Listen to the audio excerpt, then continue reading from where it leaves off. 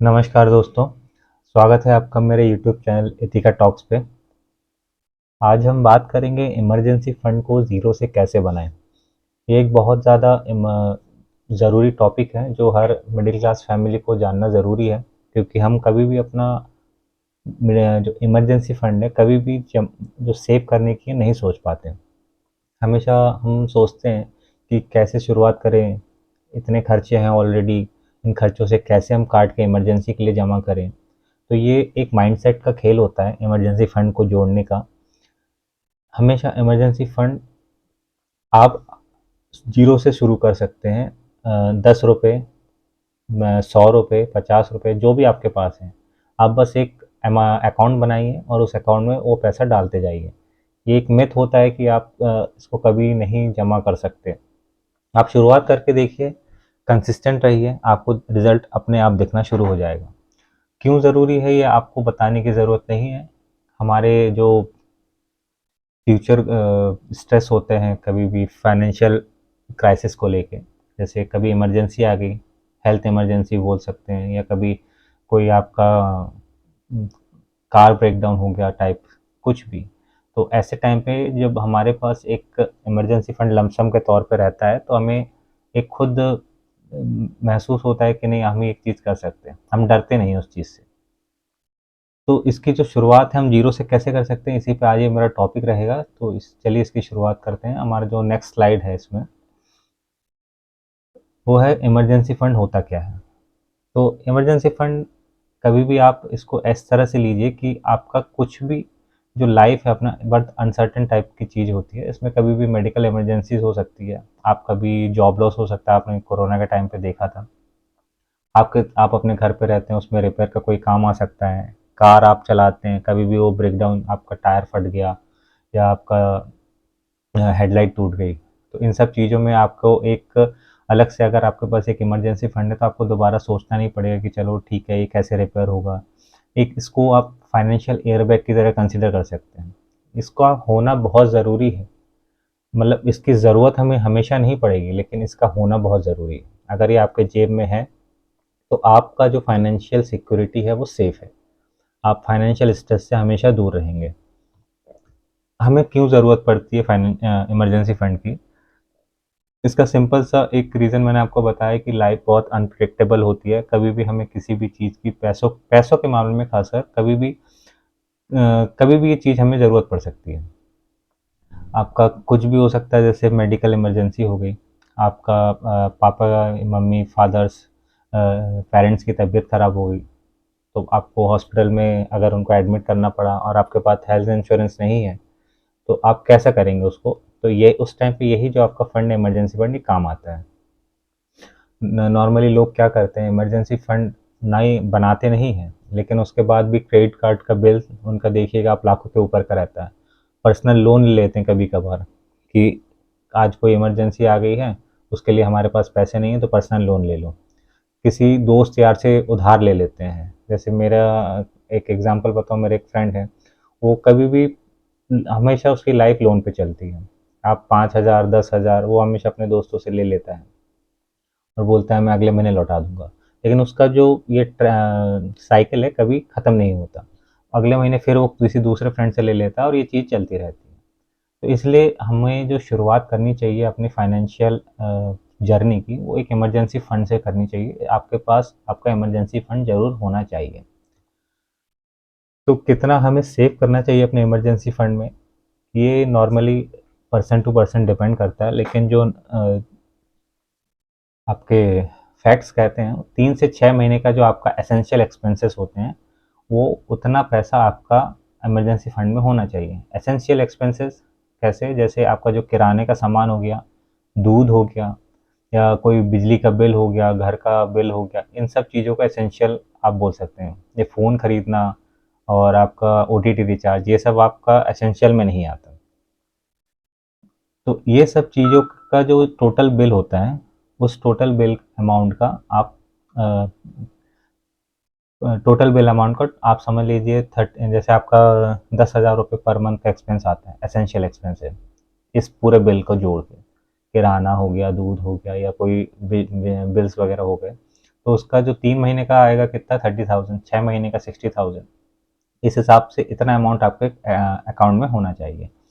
तो नॉर्मली मैं सजेस्ट करूँगा कि आपके पास 6 से 1 साल का इमरजेंसी फंड होना चाहिए, ताकि फ्यूचर में कभी भी आपको किसी भी प्रकार की इमरजेंसी आती है तो आपके पास एक लमसम अमाउंट इन हैंड हो।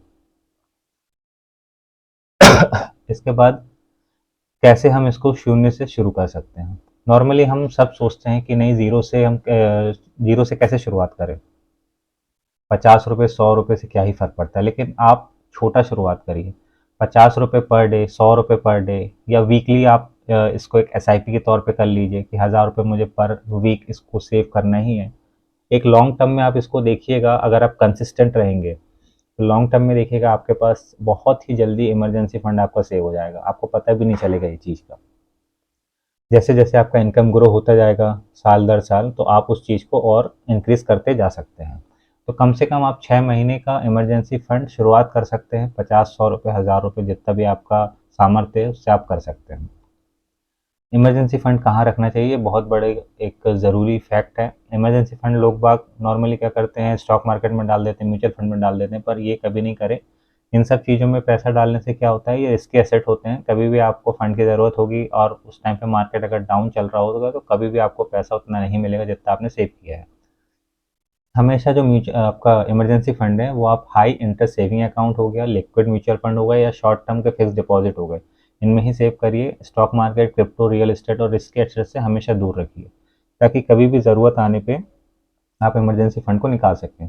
इमरजेंसी फंड का जो मेन फंडा होता है, अगर आपको कल पैसे चाहिए तो आप कल ही उसको निकाल सकें, लिक्विडेट करना आसान रहे। रूल ऑफ इमरजेंसी फंड, इसमें जो 3 गोल्डन रूल है, इमरजेंसी फंड को कभी भी टच नहीं करना है। इमरजेंसी फंड कभी भी टच नहीं करना इन द सेंस कि आपके पास जब तक इमरजेंसी रियल में नहीं आ जाए तब तक उसको कभी टच ना करें। ऐसा नहीं कि आपके पास आज फ़ोन खरीदने जाना है और आपने सोचा कि चलो यार इमरजेंसी फंड तो मेरे पास पड़ा हुआ है, उससे हम फ़ोन खरीद लेते हैं, या कहीं आप ट्रिप पे जा रहे हैं दोस्तों के साथ, तो ठीक है आज इससे यहाँ से पैसा निकाल लेते हैं और उसके बाद हम खरीद लेंगे, दोबारा इसको रिचार्ज कर देंगे अपने इमरजेंसी फंड को। कभी ना करें ये गलती। इमरजेंसी फंड हमेशा इमरजेंसी के लिए ही सेव करके रखें, और इसको एक्सट्रीमली ईजी टू एक्सेस जगह पे रखें, जैसे FD हो गया, बैंक अकाउंट हो गया, लिक्विड फंड हो गया, जिसमें आप आज पैसा विड्रॉ करेंगे तो कल तक आपके अकाउंट में पैसा आ ही जाता है, बैंक में तो तुरंत मिल जाएगा। तो इतनी लिक्विडिटी होनी चाहिए, तभी आप उसमें इमरजेंसी फंड सेव करें। और अगर आप किसी भी वजह से उस इमरजेंसी फंड को यूज़ कर रहे हैं तो उसको रिफ़िल इमीडिएटली कर दें, अगले सैलरी पे ही उसको रिफ़िल कर दें, ताकि वो प्रोटेक्शन आपका प्रॉपर बना रहे। कभी भी फ्यूचर में अगर आपसे ऐसी गलती हो जाती है तो इसका सबसे बढ़िया उदाहरण ये है कि अगली सैलरी पे आप उसको तुरंत रिफ़िल कर दें। इसको जल्दी से जल्दी बनाने का जो तरीका है उस पर हम बात कर लेते हैं। कभी भी आपके पास बोनस आता होगा, आप टैक्स रिफंड आते होंगे, कोई इंसेंटिव आता होगा, तो ये सारे जो लमसम अमाउंट आते हैं आप उसको इमरजेंसी फंड में डाल सकते हैं, रेदर देन जो आप सेव कर रहे हैं पर मंथ, वो अलग है। आपके जो छोटे छोटे अननेसेसरी एक्सपेंसेस होते हैं, जैसे कि आप चाय वगैरह पीते ही होंगे बाहर जाके, या बाहर खाना खाते होंगे, सिगरेट पीते होंगे, ये सब चीज़ें अगर आप टेम्प्रेरी बंद करके इमरजेंसी फंड में डालेंगे तो आप देखेंगे बहुत जल्दी ही आपका इमरजेंसी फंड क्रिएट हो जाएगा।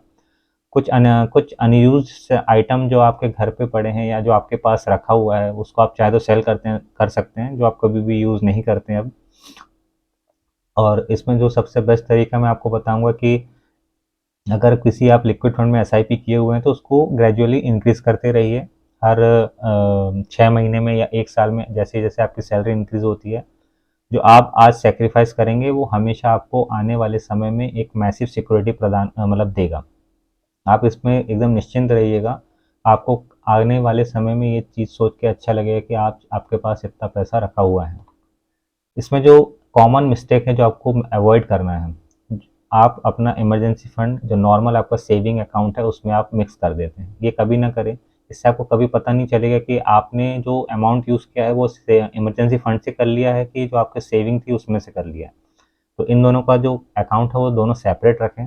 किसी भी रिस्की इन्वेस्टमेंट में आपका इमरजेंसी फंड कभी भी इन्वेस्ट ना करें, ताकि आपको जब भी ज़रूरत हो, जितना पैसा आपने डाला है उतना आपको मिलना चाहिए, लिक्विडेट हो जाना चाहिए। इसलिए कभी भी रिस्की इन्वेस्टमेंट में अपना पैसा इमरजेंसी फंड का ना रखें।